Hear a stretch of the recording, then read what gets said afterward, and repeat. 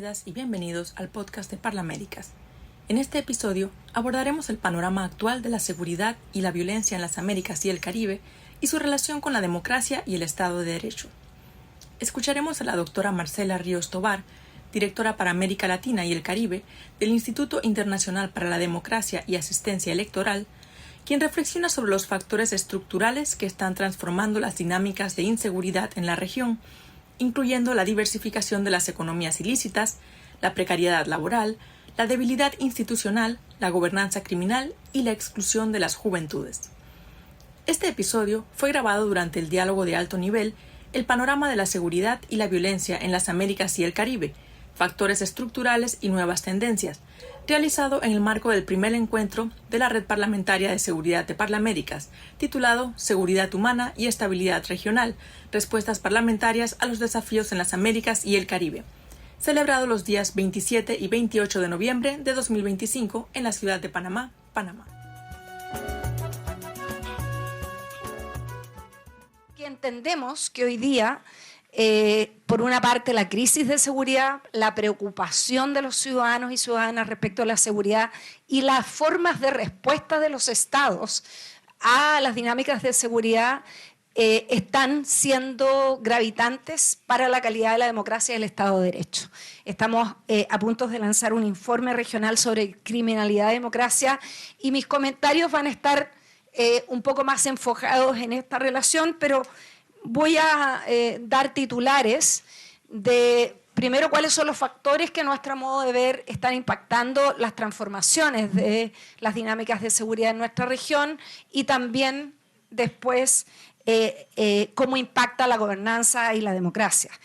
Recordar, obviamente, que el 30% de los homicidios del planeta ocurren en nuestra región, que 8 de las 10 ciudades más peligrosas del mundo están en América Latina y el Caribe, y que en muchos de nuestros países las tasas de violencia son bastante mayores que las tasas de violencia en países que están involucrados en conflictos bélicos. América Latina y el Caribe es una región donde hasta ahora, y esperemos que ojalá esto siga siendo así, no tenemos conflictos bélicos entre estados. Entonces, los niveles de violencia son violencias estructurales en algunos casos, de arrastre en algunos contextos y en otras crecientemente producto del crimen. Varias de las zonas de nuestra región tienen historias largas de altos niveles de violencia y criminalidad. El crimen organizado y su impacto en la vida de los países estaba circunscrita a ciertas regiones de nuestra región del mundo, el Caribe inglés, el Triángulo Norte, Centroamérica, México, Colombia, y con esto no es un intento, y me excusarán todos los representantes de esos países, no es un intento, digamos, por singularizar, pero esa era la realidad histórica. Lo que vemos hoy día es que esas dinámicas que estaban en algún sentido encapsuladas en estas zonas de nuestra región, hoy día han traspasado todas las fronteras y están presentes de distintas formas en toda la región, incluso en zonas geográficas donde no teníamos historias de niveles de violencia criminal altas. ¿Qué factores están generando esto? Primero, hay una diversificación y voy a decir 6 temas que a mi modo de ver están impactando el aumento y el aumento de la complejidad, además de la criminalidad. Primero, la criminalidad. Hay una diversificación de mercados, creo que estamos permanentemente hablando del narcotráfico, pero lo que vemos, y según la Organización de Naciones Unidas de Combate al Crimen Organizado, el lavado de dinero y la corrupción, UNODC, en América Latina están presentes por lo menos 11 de las 12 tipos de economías ilegales. No tenemos solo narcotráfico, ¿no? Tenemos tráfico de minería ilegal, tenemos tala ilegal, tenemos tráfico de armas, tenemos tráfico de explosivos, muy necesario para la minería ilegal. Tenemos crecientemente tráfico de drogas y de medicamentos, tenemos tráfico de personas que crecientemente ha aumentado de manera exponencial, la trata de personas, tenemos tráfico de órganos, tenemos tráfico de animales exóticos. O sea, hay una variedad de formas de criminalidad que están presentes. La mayoría o muchas de las organizaciones criminales tienen portafolios diversificados en este tipo de economías ilegales, no son solo organizaciones que estén concentradas en el tráfico, y también creo que hay la diversificación implica que no hay solo grandes organizaciones criminales como las que todos tenemos en mente en la serie Narcos de Netflix, o como en los grandes conglomerados mexicanos o colombianos tradicionales o incluso brasileños. Hoy día la dinámica criminal es mucho más compleja, existen distintos niveles de complejidad, grupos nacionales, grupos pequeños, facciones que no tienen relaciones internacionales y otros grupos que están muy conectados. También sabemos que además la mayoría de estos grupos no solo actúan en las economías ilícitas. Estos grupos en muchos de estos países tienen una presencia muy importante en las economías lícitas, porque hay un traspaso de recursos de las economías ilegales a las economías legales, y por lo tanto hay mucho traspaso y lavado de activos en nuestra región. Entonces, por lo menos eso. Segundo, la precariedad de mercados laborales, la informalidad en América Latina, que se profundizó con el COVID en muchos países, genera una fuerza laboral disponible en toda la región, disponible para participar en este tipo de economías ilícitas, desde la minoría al tráfico de drogas, a la prostitución, etc. Entonces, primero hay mucha mano de obra en países profundamente desiguales, con mercados laborales informales y precarizados, y donde los salarios mínimos son muy bajos, las condiciones de vida son muy bajas. Entonces, trabajar en un camión de basura en un país para recibir $300 al mes, $400 al mes, levantarse a las 5 de la mañana, llegar a su casa a las 10 de la noche, o ser parte de alguna de estas organizaciones criminales, es una decisión que no tiene mucha realidad desde la racionalidad de las personas. Tercero, la debilidad del Estado de Derecho. Y nuestras democracias, históricamente, la dimensión más débil de las democracias latinoamericanas ha sido siempre el Estado de Derecho. En los informes globales de IDEA nosotros evaluamos todos los años la evolución de representación, participación, derechos, Estado de Derecho. América Latina siempre está acá arriba en representación y participación. Muchas de nuestras democracias al mismo nivel que democracias avanzadas en estas materias, y sin embargo en Estado de Derecho no llegamos a la mitad de la tabla, y esa situación de precariedad de Estado de Derecho lejísimo de los niveles de Europa, por ejemplo, o de Norteamérica, no solo se mantienen bajos, sino que está empeorando. Y con Estado de Derecho nos referimos a la independencia del Poder Judicial, la predecibilidad en la aplicación de las leyes, la falta o no de corrupción, la capacidad del Estado de tener presencia y hacer enforcement de las leyes, ¿no? Entonces, una enorme debilidad del Estado de Derecho que se está debilitando aún más.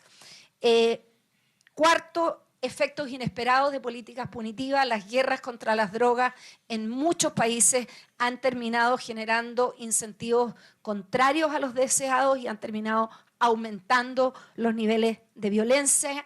Quinto, tenemos en grandes sectores de nuestra región, y cálculos dicen por lo menos 100 millones de latinoamericanos y caribeños viven en zonas gobernadas por lo que se ha llamado gobernanza criminal, o sea, donde el Estado no está presente, o está precariamente presente, o está presente solo a través de la policía, las Fuerzas Armadas, y zonas enteras de muchos de nuestros países están gobernadas por grupos criminales, ¿no? Los que le cobran a las tiendas, estafan a las personas, controlan quién entra y quién sale, proveen servicios públicos, construyen escuelas. O sea, en algún sentido están reemplazando las funciones del Estado. Y por último, uno de los factores fundamentales que tiene que ver con la desigualdad tiene que ver con las oportunidades de vida para niñas y niños, en particular a los hombres jóvenes de América Latina y el Caribe.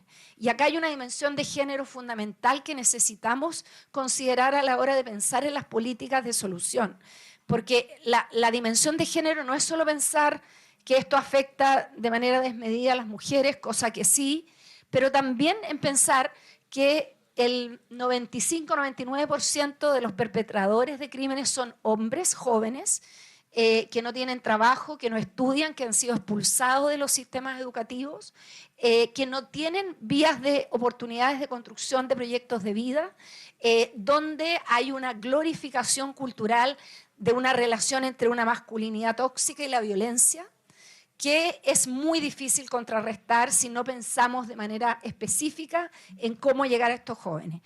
¿Cómo impacta esto la gobernanza y la democracia? Debilita aún más el Estado de Derecho. Vemos en muchos de nuestros países que hay corrupción en aduanas, en policías, en fuerzas armadas, en los sistemas de justicia, en gobiernos locales. Vemos en zonas de nuestra región donde gobiernos locales están totalmente coludidos, cooptados por el crimen organizado. En muchos países se habla hoy día ya de narcopolítica, por ejemplo, y esa es una realidad que no es algo que ningún país sea inmune a esta penetración, en particular cuando las instituciones del Estado son débiles. Segundo, estamos viendo crecientemente financiamiento ilegal de la política. Grupos criminales financian candidaturas, financian candidatos, apoyan campañas para aquellas candidaturas que ofrecen impunidad o están coludidas con el crimen organizado. Aumento de la violencia electoral. En la última elección nacional en México, más de 37 candidatos, por ejemplo, asesinados, pero también vimos el asesinato del senador en Colombia, vimos el asesinato de un candidato presidencial en Ecuador, aumento de la violencia electoral, que tiene también conexiones con la criminalidad. Cuarto, hay un debilitamiento acelerado del ejercicio de derechos civiles y políticos de las personas. Esto tanto por el efecto de la criminalidad, porque hay una vulneración esencial al derecho humano a la seguridad, el derecho a la vida, pero también porque los estados a través de políticas de militarización o de políticas de excepciones constitucionales están restringiendo la libertad de movimiento, la libertad de expresión, la libertad de asociación, la libertad para protestar, y en muchos países gobiernos con inclinaciones autoritarias están utilizando la demanda real de seguridad para perseguir opositores, para perseguir a la prensa, para perseguir a defensores de derechos humanos, para perseguir a periodistas que hacen, por ejemplo, investigación en materia de corrupción, y también para perseguir a las ONG. Entonces, tenemos un debilitamiento del ejercicio de derechos y de las garantías de las personas, y esto en muchos países estamos viendo una enorme dificultad para que personas inocentes tengan derecho a un debido proceso. Finalmente, quiero decir, y con esto termino, que se han instalado de manera muy preocupante una narrativa pública respecto de la seguridad, como que luchar contra la seguridad requiere entregar libertades y derechos. O sea, se está poniendo en el debate público en la balanza y se ofrece a los ciudadanos elegir entre democracia y seguridad. Y creo que un rol esencial de los parlamentos, de la política, de los representantes, es que no entreguemos nuestras democracias que tanto ha costado construir en el camino de construir sociedades más seguras.